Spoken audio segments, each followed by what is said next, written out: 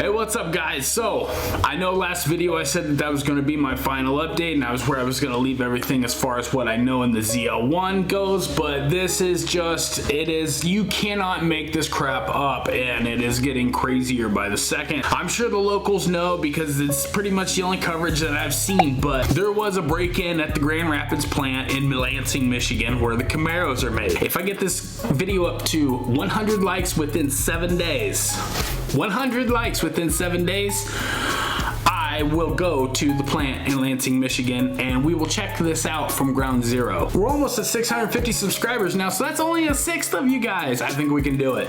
And I want to say thank you to one of my subscribers, John Eel, sent me this message, and I was driving home when I read that message, and I was like, what? I don't know if you live next to there or whatever, but comment below. I don't know how you found out so fast, but man, I appreciate that you sent me that message, because the more I investigated, the more I dug in on the situation, the scarier it got. So I don't know if you remember last week when I made my upload that I said that my car got started Saturday night around 8 p.m. for some weird reason. And if you notice when I said that, I kind of had like a weird tone in my voice. My car got started on a Saturday at 8 p.m. thereabout. But I thought it was a little weird because when I asked customer service, they said that that plant only ran Monday through Friday. So I was thinking, nice, maybe my car is finally getting on a truck. Maybe they're actually working around the clock to get these cars kicked out of the plant. But yeah, no, that's not the case. I got a couple recordings of the local news coverage on it. I'll let you hear it. 5 Camaros just stolen out of Lansing lot. They have no idea where they are. Stealing 5 different cars right from the plant. Simultaneous chases down I-96. Racing through county after county with troopers on their tail. Now at 6, the growing crime trend and the lengths automakers are being forced to go to protect their products. Tonight, 9 people are behind bars accused in those high-speed chases whipping across 3 Michigan counties. Welcome to 7 Action News at 6. I'm Carolyn Clifford. And I'm Dave Llewellyn. These are pictures of those brand new vehicles mangled, dented, and busted up after crashing. It all started just after midnight at a General Motors assembly plant in Lansing. 5 Camaros stolen right off the lot. The path of the pursuit down I-96 passing through Ingham, Livingston, and Oakland counties. 7 Action News reporter Darren Cunningham spoke to police about possible motives and why this may just be the tip of the iceberg. This is part of where the chase occurred. Now, those suspects are facing multiple charges, including resisting and obstructing, receiving and concealing stolen property, fleeing and eluding, with more charges to come. 5 Camaros just stolen out of Lansing lot, typically come back eastbound 96. A BOL, or Be on the Lookout, broadcast over the police scanner, alerting state troopers just after midnight that 5 Camaros had been stolen from the Lansing Grand River assembly plant. The thieves headed eastbound on 96. They usually carry a couple bucks in cash and then fill up because they started keeping the cars on E because they were getting hit so much. Keeping their tanks on empty, the lengths automakers have apparently gone to try and protect their inventory. This time, state police say 9 men sped down I-96, leading troopers and deputies on a chase from Ingham into Livingston and Oakland counties. At least 5 law enforcement agencies getting involved. With these pursuits, some stop sticks were utilized to get these cars to stop. Several of the stolen Camaros ended up with damage, but State Police Lieutenant Brian Oleksick out of Lansing tells me officers arrested all 9 men, all between the ages of 20 and 24. 8 from Detroit, 1 from Saginaw. These were 5 brand new vehicles, all traveling the same way, maybe to the same destination. Any challenges with making this kind of stop? Getting all 9 suspects in custody, 5 vehicles recovered with no officers or no injuries to anybody in the public. So that's a big challenge in itself in today's day and age. In my experience of 22 years of being a state trooper, stolen car is only the tip of the iceberg. The lieutenant questioned, were the cars being taken to a chop shop to be sold for parts? Were they going to be illegally retagged and sold?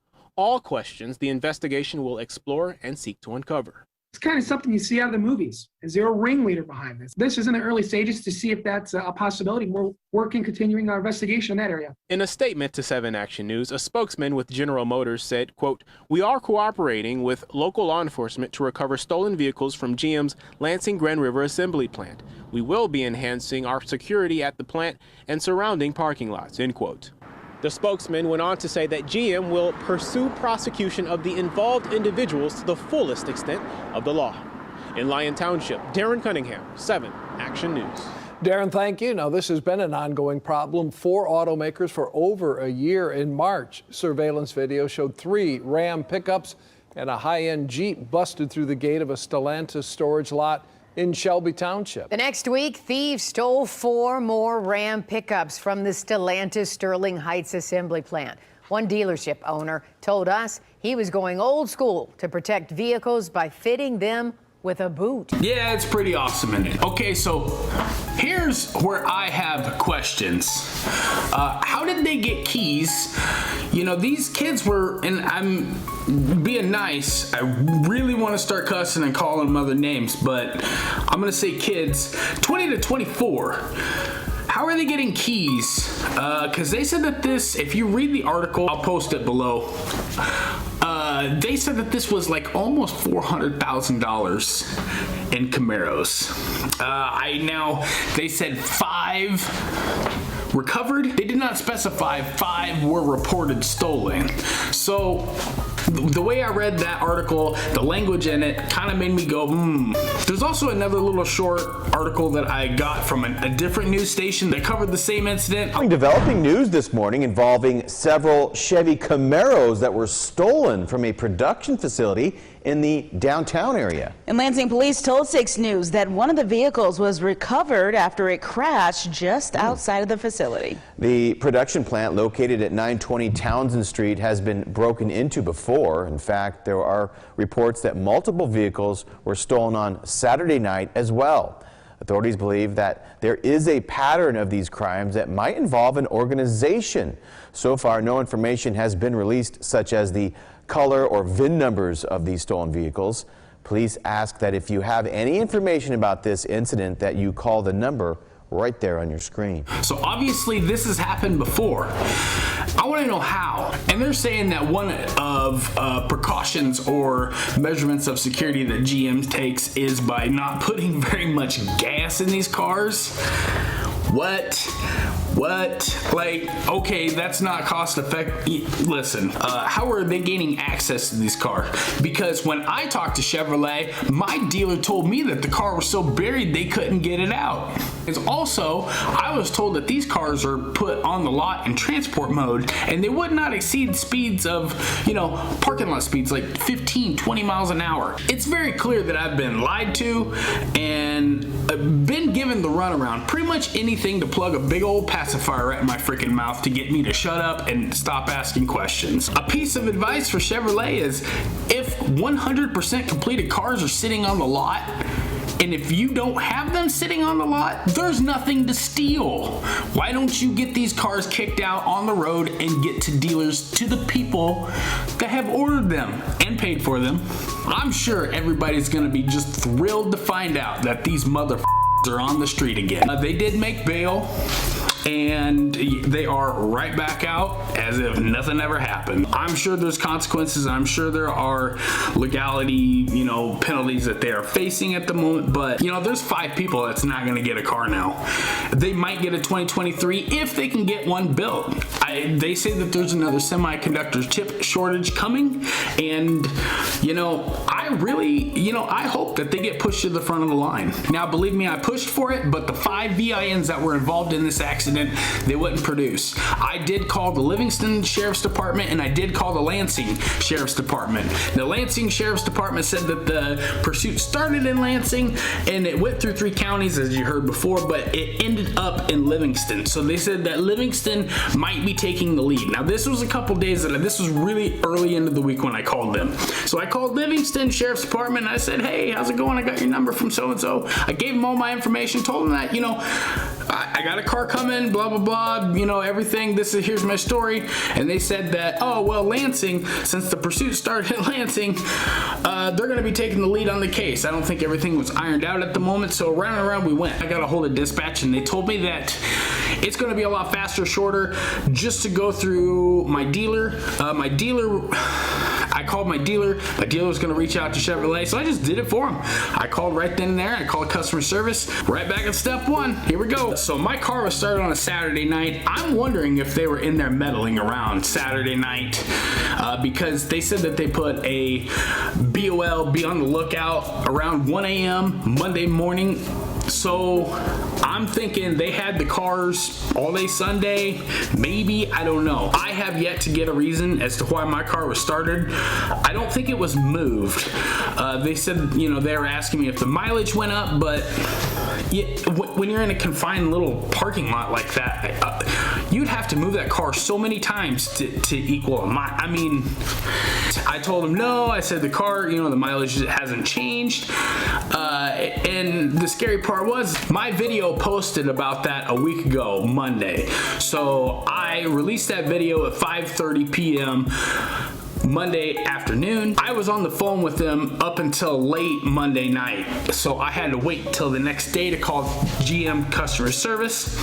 So I called GM customer service on a Tuesday, and I don't know where they're based out of, but they weren't aware anything ever happened. So they had to go back to step one, retrace the steps, make sure that everything that I was saying or claiming was accurate, and then they had to go back and verify that my car was not involved in this, which it wasn't. I'm thankful for that. My car was not involved. I still want to know why it was started on Saturday night at 8 o'clock. That's kind of weird, especially you know, a day before all this little BS happens. Two things worked in my favor here. It was a bright color, because if you notice that they took darker colored cars or neutral colored cars that would blend in, you know, with you know, everyday flow of traffic. And I'm thinking, you know, being 20 to 24, the little idiots didn't know how to drive a stick. So I'm thinking maybe those two things played in my favor and kind of saved my car. Because I'm thinking if somebody started it, they were trying. Because I mean, if you know, there's no ZL1 1LEs on the lot, or supposedly. So if, you know, what's the next best thing? ZL1. And if you're going to take a car for free, what would I take? I would take a ZL1 too. Again, if I get this video up to 100 likes within 1 week, I will put the date the start date, the end date. If I get it up to 100 likes, I will spend some money. We got ourselves a new drone. Not me.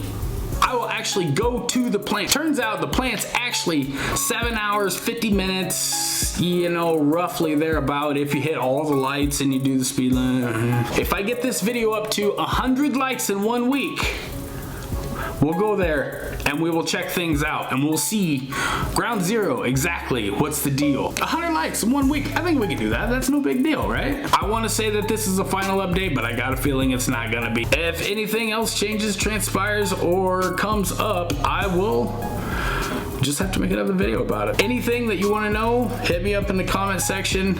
Until the next video, we will see you guys later. Take it easy.